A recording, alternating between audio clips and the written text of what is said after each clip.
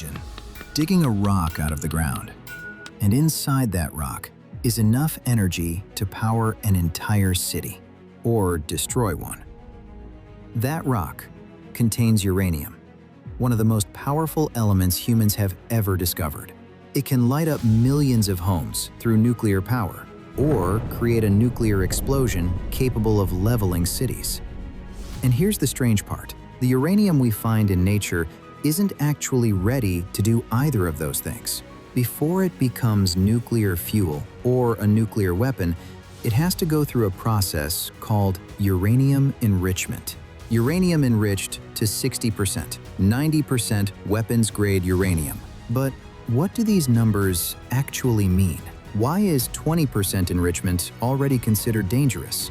And why do scientists start worrying when it gets close to 90%? And how do machines spinning faster than jet engines turn ordinary uranium into something that can power a city or destroy one? Let's break it down. Uranium is a naturally occurring chemical element found in rocks and soil all over the world. It's a heavy metal, slightly radioactive, and it was discovered in 1789 by the German chemist Martin Heinrich Klaproth. You can find uranium deposits in many countries: Canada, Kazakhstan, Australia, Namibia, and even small amounts in Pakistan. But uranium became famous for one reason: its atoms contain enormous energy. Inside every atom is a nucleus made of protons and neutrons. In uranium atoms, that nucleus is very large and unstable. Under the right conditions, it can split apart in a process called nuclear fission. When that happens, two things occur. A huge amount of energy is released as heat, and more neutrons are released, which can split other atoms. This creates something called a chain reaction. If controlled carefully, that reaction can produce electricity in nuclear power plants. If uncontrolled, it can create a nuclear explosion. But here's the twist: not all uranium atoms behave the same way. Uranium comes in different forms, called isotopes. Isotopes are atoms of the same element that contain different numbers of neutrons. The two most important uranium isotopes are uranium-238 and uranium-235. Almost all uranium in nature is U-238. In fact, 99.3% of natural uranium is U-238. Only 0.7% is U-235. And here's the problem. Only U-235 is good at sustaining the chain reaction needed for nuclear power or nuclear weapons. U-238 mostly just sits there, doing nothing. So imagine you mine a truckload of uranium rock. Almost all of it is the wrong type. It's like digging up a mountain of sand just to find a few grains of gold. And that's exactly why uranium enrichment exists.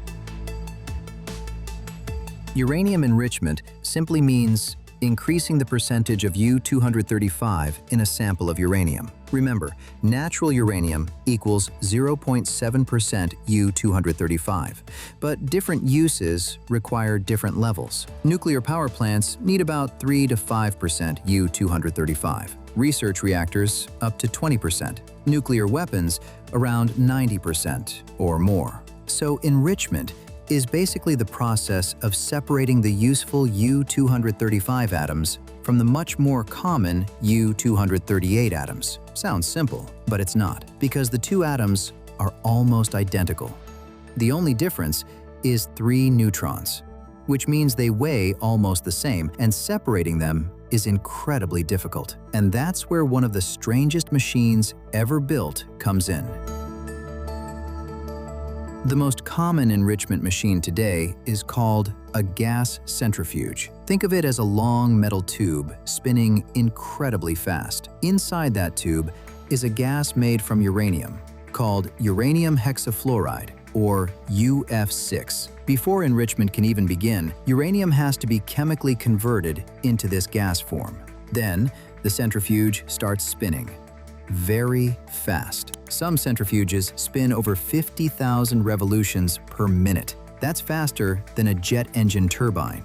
Because of the spinning motion, the heavier U-238 atoms move toward the outer wall. The lighter U-235 atoms stay closer to the center. It's a tiny difference, but enough to separate them slightly. The slightly enriched gas is then removed and sent to another centrifuge, then another, and another. Countries build thousands of centrifuges, connected together, forming something called a cascade. Each stage increases the percentage of U-235 just a little. Over time, the uranium slowly becomes more and more enriched.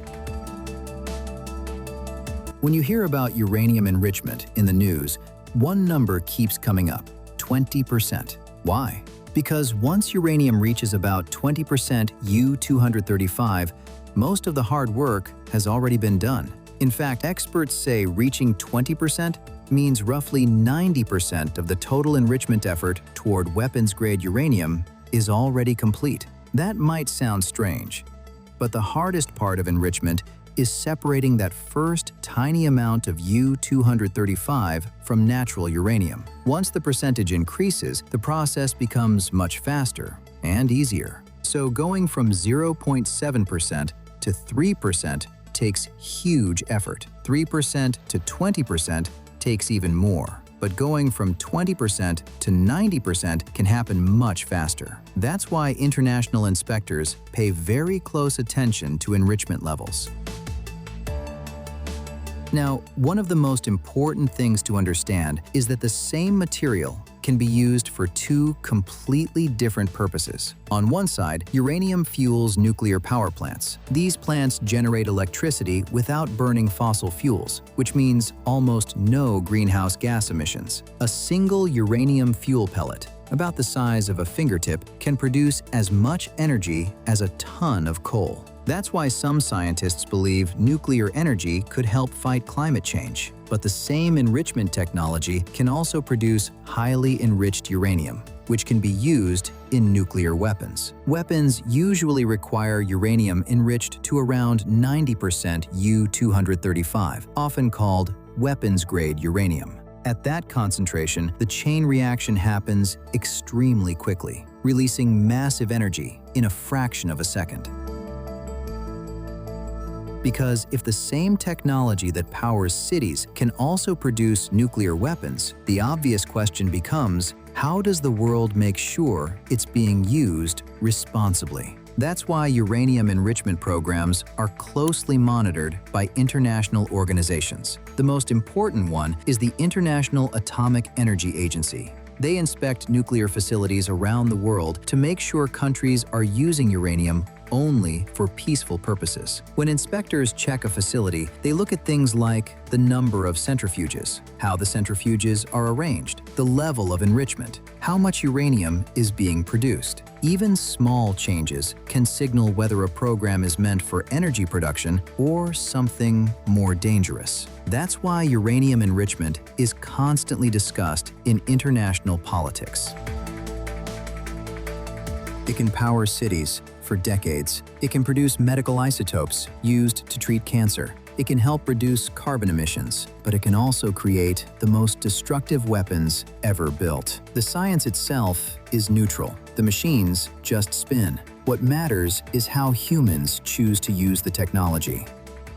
It's time for Fact-Say Confidence Score. In today's video, we explored what uranium enrichment really is, why it matters, and how small changes in its concentration can mean the difference between powering cities or creating weapons. If you want me to make a video about Iran's enrichment program and what it means for the world, drop a comment below and share your thoughts. Thanks for watching, and I'll see you in the next video.